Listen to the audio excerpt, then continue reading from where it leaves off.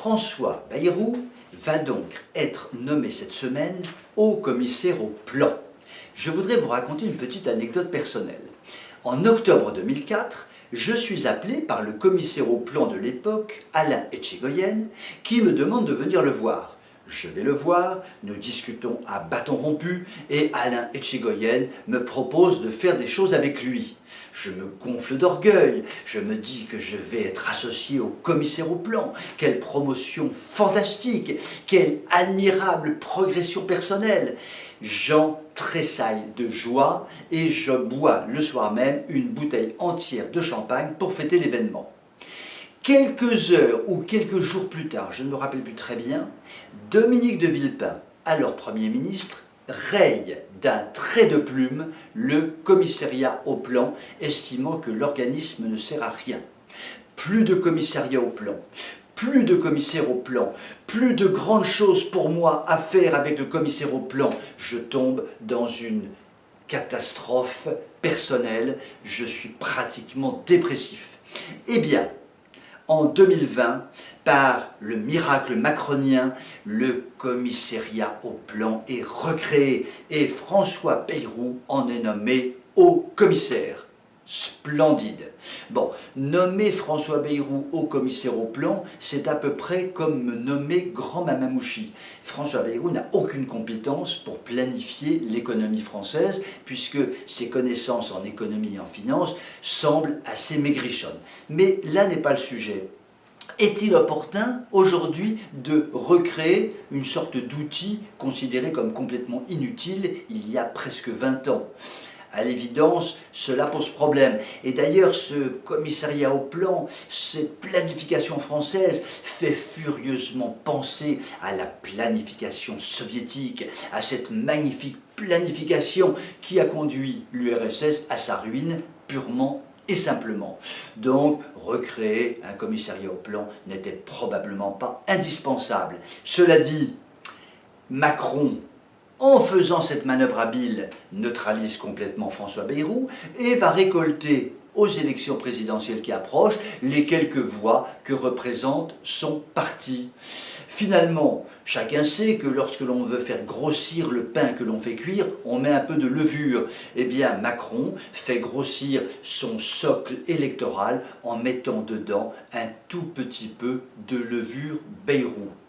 Finalement, la morale de cette histoire, c'est que faire de la politique, ça n'est pas si compliqué que cela. Sur ces très belles paroles, je vous souhaite une excellente soirée et je vous dis à demain.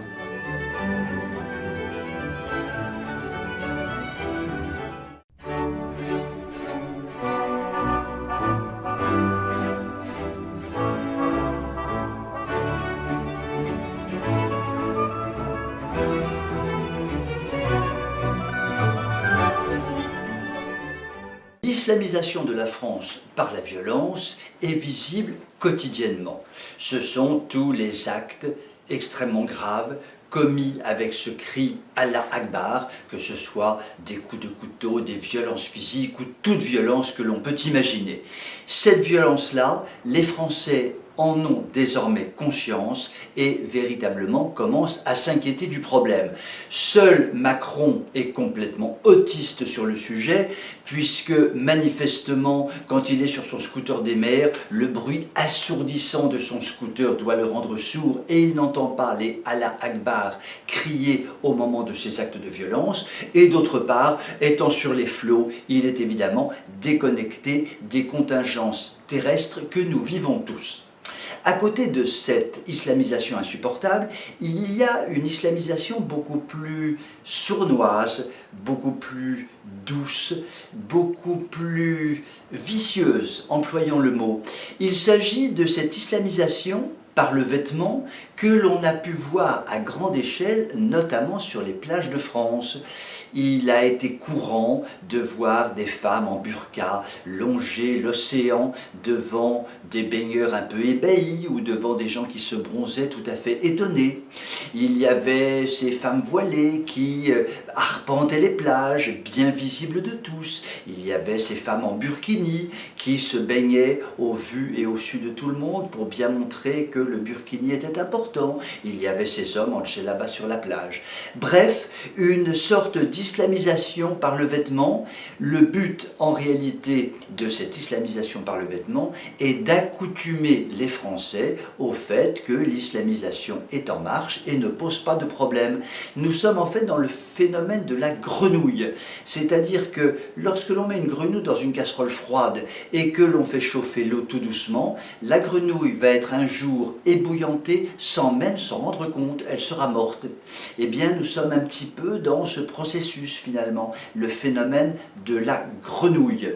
Et les leaders musulmans savent très bien ce qu'ils font et donnent des consignes aux musulmans pour que les gens qui sont sur les plages en burkini, en burqa, avec un voile, avec des djellabas, se mettent toujours bien visibles près des entrées des plages, près des sorties des plages, près des postes de sécurité. Il faut que le phénomène de la grenouille soit mis en route pour qu'il y ait cette islamisation rampante. Alors, je ne parle même pas de la troisième forme d'islamisation qui, elle, est complètement cachée, qui est absolument scandaleuse, qui est par exemple l'islamisation par la viande halal. Lorsque nous prenons un bon beefsteak bien saignant, la probabilité qu'il s'agisse d'une viande musulmanisée, c'est-à-dire ayant subi tout le rite halal, cette probabilité est immense et évidemment les Français l'ignorent totalement. Donc, quelle que soit la façon dont nous prenons le problème, nous voyons bien que cette islamisation, ou violente, ou rampante, ou cachée, avance quotidiennement. Nous sommes dans des sociétés qui s'islamisent. Les élites poussent fortement à cette islamisation. Il est tout de même probable qu'un jour, les Français se réveilleront. Sur ces paroles, je vous souhaite une excellente soirée et vous dis à demain.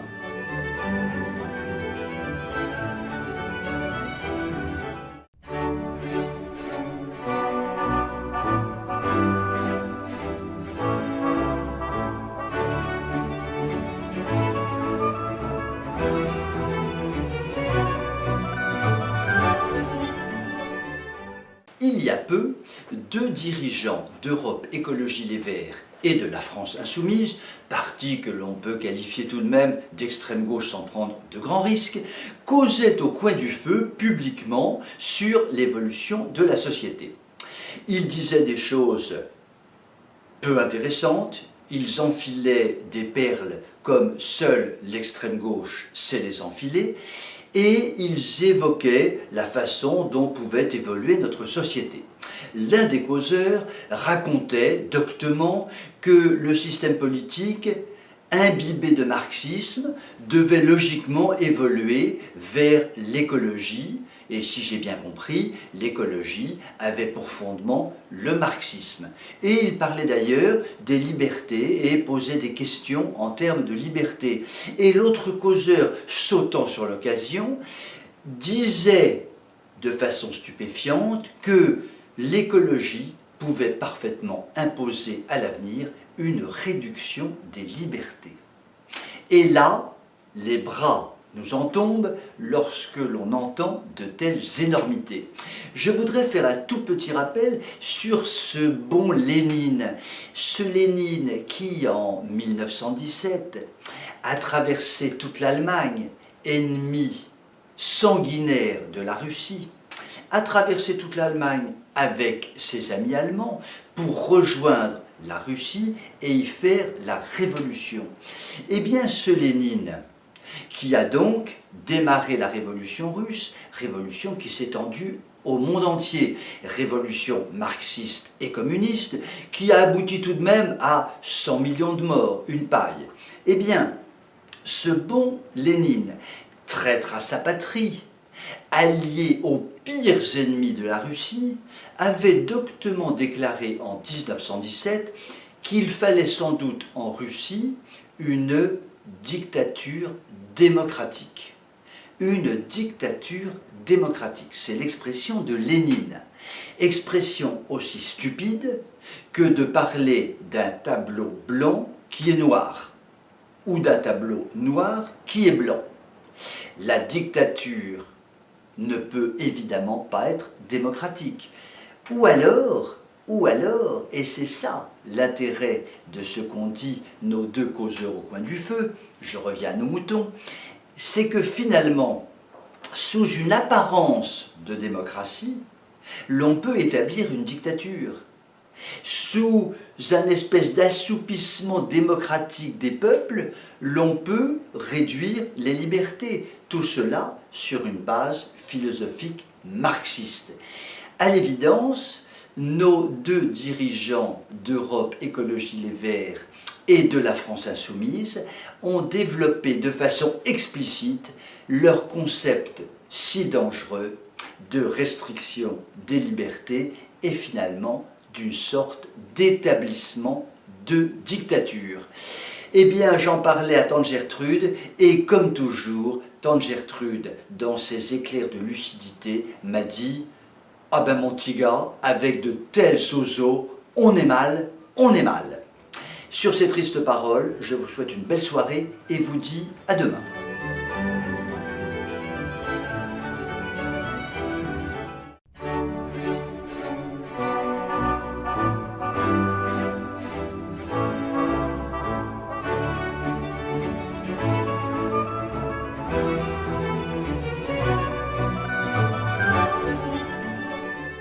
Le télétravail est devenu une source de discussion importante au sein des familles, au sein des entreprises, au sein des ressources humaines des grands groupes, au sein de l'État. Faut-il ou non pousser le télétravail ?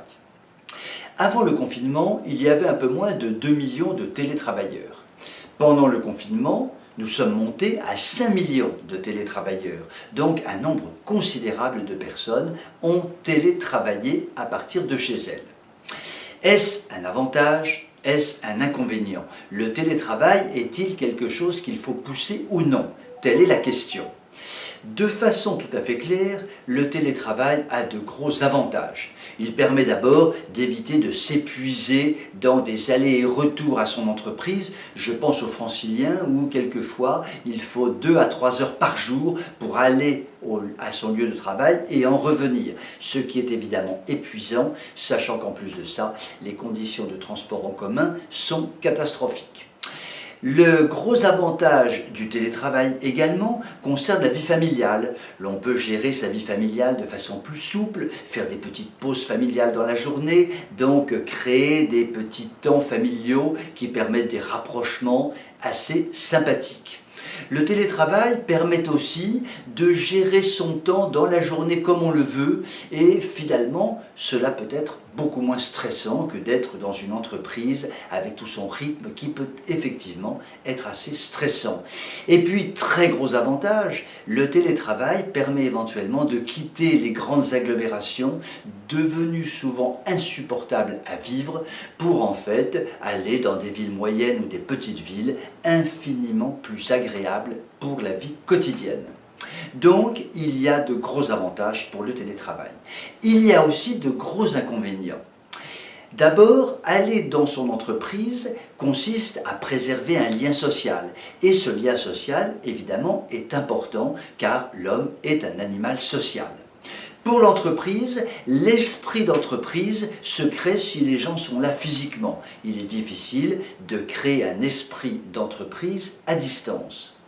Un autre point très négatif, c'est que finalement, le seul interlocuteur du télétravailleur sera son ordinateur. Il communique en permanence, du matin au soir avec son ordinateur, il va envoyer des mails, il va envoyer des documents, tout cela se passe par l'ordinateur devient le nec plus ultra de la vie quotidienne, il n'y a plus que l'ordinateur, ce qui est un petit peu desséchant. Et puis évidemment, et cela est très ennuyeux, c'est que le télétravail mélange finalement dans la journée la vie familiale et la vie professionnelle, puisque par l'ordinateur, la vie familiale ou amicale est évidemment en permanence mise en avant sur les écrans, puisque les mails sont reçus en permanence dans la journée. Donc on est interrompu pendant son travail professionnel parce qu'il faut répondre à des amis qui vous invitent, ou par des amis qui vous sollicitent, ou par de la famille qui vous dit ceci ou cela. Donc on voit bien qu'il y a tout de même un inconvénient majeur à ce que l'on soit effectivement rivé derrière son ordinateur. Et la question du télétravail est une question finalement très fondamentale. Il faudra, avant de pousser tout azimut le télétravail, il faudra se demander si véritablement c'est la solution idéale ou pas. Tout cela mérite étude et réflexion. Sur ces belles paroles, je vous souhaite une excellente soirée et vous dis à demain.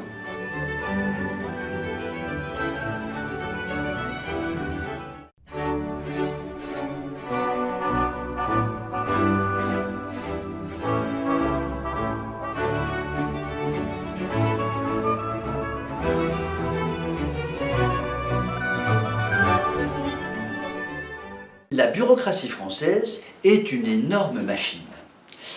Elle est une sorte de pyramide au sommet de laquelle nous trouvons les hauts fonctionnaires remarquablement payés et jouissant d'une sécurité absolue de l'emploi. En dessous, nous avons les cadres armés assez importantes, assez bien payés et jouissant d'une sécurité absolue de l'emploi, et en bas de la pyramide, l'immense armée des employés bureaucrates qui sont convenablement payés et qui jouissent d'une sécurité absolue de l'emploi. Alors la question qui se pose, c'est: cette bureaucratie est-elle efficiente? Travaille-t-on beaucoup au sein de cette bureaucratie? À l'évidence, beaucoup de bureaucrates sont de grands travailleurs et font parfaitement bien leur travail. À l'évidence également, beaucoup de bureaucrates ne font pas grand-chose et finalement pèsent un petit peu lourd dans le poids de cette pyramide. Et à l'évidence, beaucoup de bureaucrates ne font strictement rien et pèsent très lourdement dans les comptes de cette bureaucratie. Essayons de chiffrer un peu les choses. La bureaucratie en France coûte 27% du produit intérieur brut. Le produit intérieur brut de la France est de l'ordre de 2400 milliards d'euros. 27%, ça fait à peu près 650 milliards d'euros. Quand même, la bureaucratie en France coûte 650 milliards d'euros. Faisons un petit comparatif avec l'Allemagne. En Allemagne, la bureaucratie ne coûte pas 27% du produit intérieur brut, mais 23%. Il y a donc 4% d'écart avec la France. Nous pourrions donc, en nous alignant sur l'Allemagne, gagner 4%. Eh bien, 4% de produit intérieur brut, cela fait presque 100 milliards d'euros d'économie par an. 100 milliards d'euros d'économie par an, tiens, le déficit budgétaire annuel est de l'ordre de 100 milliards d'euros depuis des années. Donc, nous voyons bien qu'en faisant des efforts pour réduire notre bureaucratie, notamment en dégraissant le mammouth, pour utiliser une expression consacrée, eh bien, nous arriverions à régler tout ou partie du problème de l'épouvantable déficit budgétaire français de l'ordre de 100 milliards d'euros. La seule question qui se pose, mais qui est importante, qui le fera? Sur ces bonnes paroles, je vous souhaite une excellente soirée et vous dis à la semaine prochaine.